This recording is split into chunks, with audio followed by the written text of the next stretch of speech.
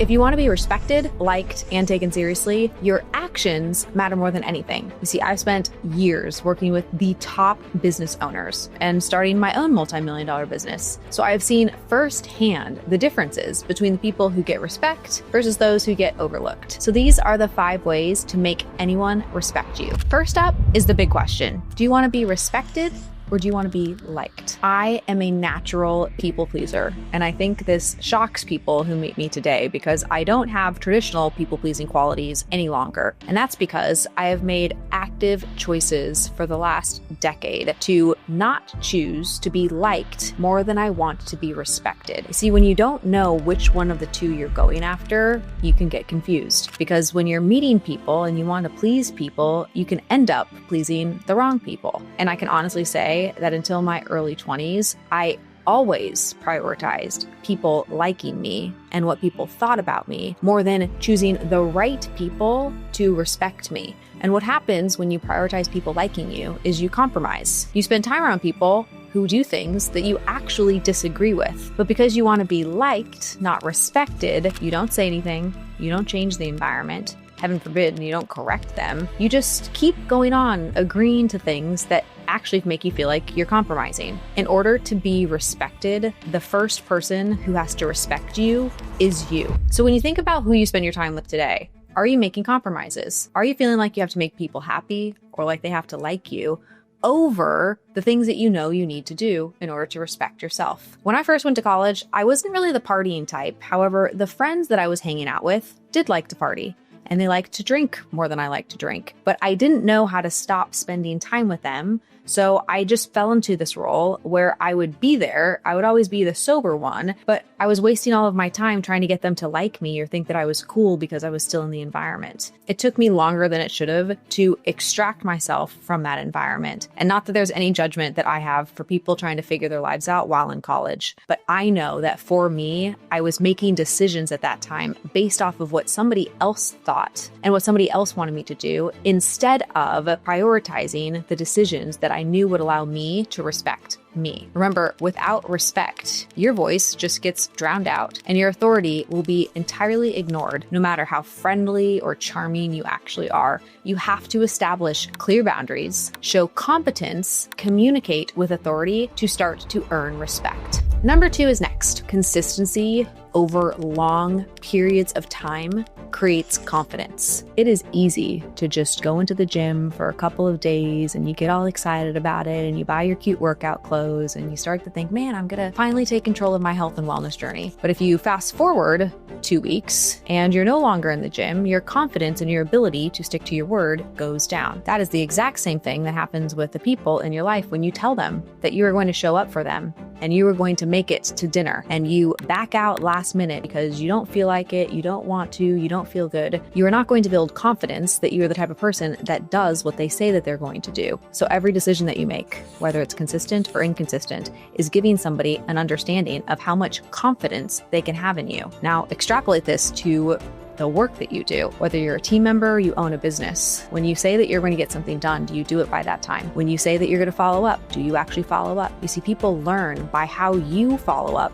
by how you show up over long periods of time if they can or can't count on you. I know instantly who I can and can't count on. And the people who I count on are the people who always follow up with me. And if they follow up with me consistently for 6 months, if they happen to miss something, I'm not that worried about it because I know by their actions that they are a consistent person. But if they sometimes follow up, sometimes don't follow up, sometimes do what they say they're going to do, sometimes they don't say what they're going to do, I'm just going to bypass them. And when you bypass somebody in an organization, all of a sudden you start to ask yourself, well, why do I need this person if I'm going to end up having to do their job because they aren't consistent? And yet when you talk to the person, all they want is more opportunity. They want to be trusted with more. They want to handle more. They want to make more money. They want to do big things, but they can't even handle what's in front of them. This is actually why respect doesn't just happen overnight. What is so cool about being consistent, it is in your control if you say that you're going to do something. And what's also cool is you don't have to commit to something if you have no intention to do it. That's fine too. Next is number 3. You have to set clear boundaries. One of the hardest lessons I've had to learn is not just setting boundaries, but is actually getting other people to respect those boundaries. There's 2 steps to boundaries. The first is creating them. The second is enforcing them. When it comes to setting boundaries, the first thing that you have to ask yourself is, what are you not willing to tolerate in your environment? Pull out a piece of paper, maybe the notes app on your phone, and list the types of behaviors that you will not tolerate from people who work with you, who spend time with you, who are friends with you. What are the things that are absolute no's for you? From that list, you can then start to create the list of characteristics that you would expect of the greatest people who would come into your life. So you have a list of hard no's, but then you also have a list of this is what I would expect of the best people that might not even know who I am, to represent and bring into my life. Once you have that list, you then have to look at how do I spend my time? And do I spend my time that's in alignment with this list? Because if you don't have great people in your life, it might be because you aren't living in the same value set as the people that you want to bring in your life. So of course they're never going to want to spend time with you. When I first started wanting to spend time with Elena Cardone, I realized that if she hung out with me for a day, I would have to tell her and talk to her about things that I was interested in and things that I was doing. At the time, I wasn't working out consistently. I didn't hold myself accountable to goals that I was setting.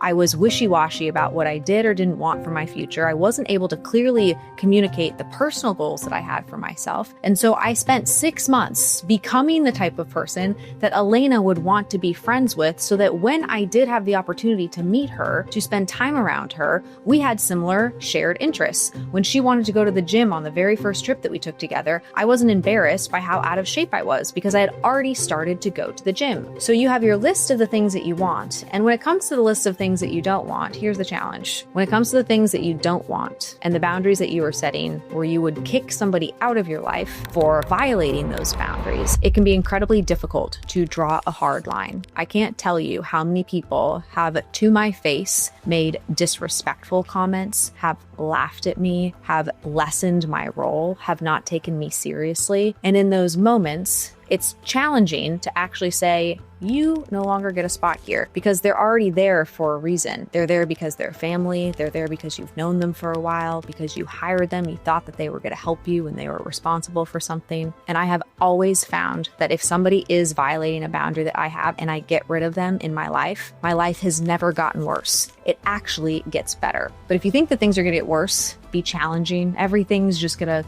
melt down when you get rid of people that aren't respecting you, then you're not going to get rid of them. But I can promise you, just trust me on this, get rid of them and see what happens. You are going to be amazed, because you will not go backwards. You will actually springboard forward, because you don't have somebody constantly invalidating you. Now we're on to number 4, one of my favorites. Master your craft. The easiest way to get respect is to be great at something. If you aren't great at anything, it's hard to think about, but why should somebody respect you? You want respect. Well, what have you done that would make somebody respect you? Is it the great person that you are? Is it that you're nice to everyone, friendly to people, you're a good person? Well, what does that actually mean? If you are a mom and you want to be respected, the way that you get respect is by saying, hey, these are my kids, and this is everything that I do in order to make sure that I am setting them up for success, that I'm being a good example to them, and that I'm able to help them contribute positively to society. If you want to be a great team member, you would be showing the fact that your team has improved because you are there. The results show if you are somebody who actually deserves respect. The environment around you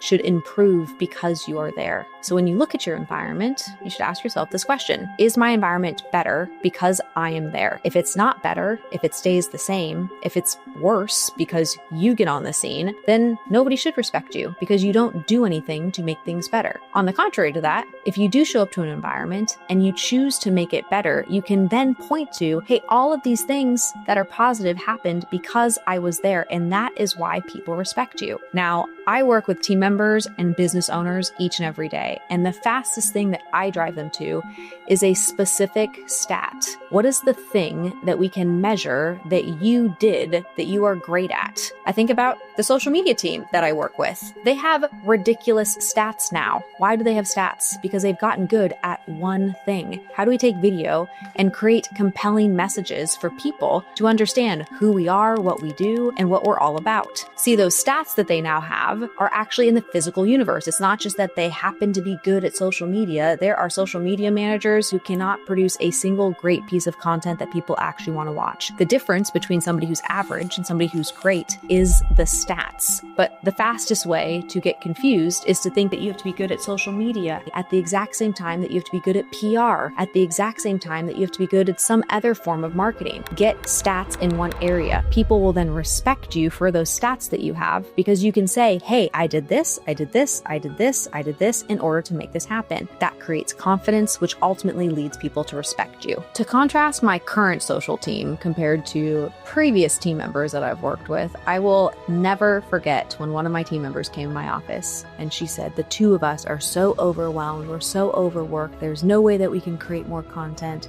It's performing as best as it can and it's just going to take time for it to perform. Well, fast forward, it was just her that wasn't performing because she didn't actually study the craft. She never decided that I'm going to be great to fully understand what is working on social right now, not what's working 5 years ago, not what worked 2 years ago, but what is actually working right now to drive engagement, to create spectacular content. And so we've changed up our team, and it's fascinating that all of a sudden this growth has happened, all because our team is dedicated to picking one thing that they are great at. So how does this apply to you? You pick one thing that you want to master, and you go after that thing for the next 18 months or until you get undeniable results in that area. After that, you move on to the next thing that you want to be great at. And when you can show that you can deliver results over and over again by understanding the areas of your interest deeply, respect becomes automatic.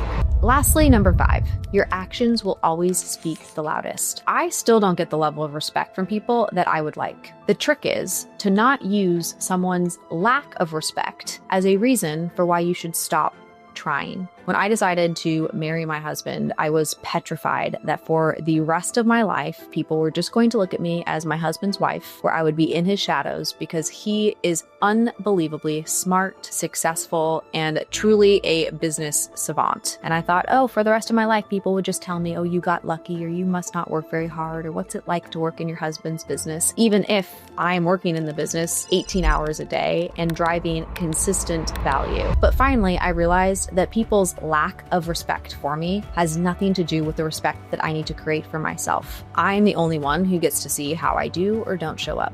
You are the only one who gets to see how you do or don't show up. So do you respect the way that you show up? It doesn't matter that the world is going to judge you or say negative things or be critical, because that's on them. But if you do what you know you are capable of, you go after your goals, it might actually be that you go through all of your life and never get the respect from others that you deserve. And that is completely okay. Respect is ultimately about your actions and your results. So just put in the work. Don't talk about it. Don't complain about people not respecting you. Nobody cares. Put your head down. Prove to people over a long period of time that they should respect you because of the results that you're able to drive. If you do these things in just a short period of time, you could have all the respect that you want. And if you like this video, subscribe to my channel and check out this next video on how to level up your respect with communication.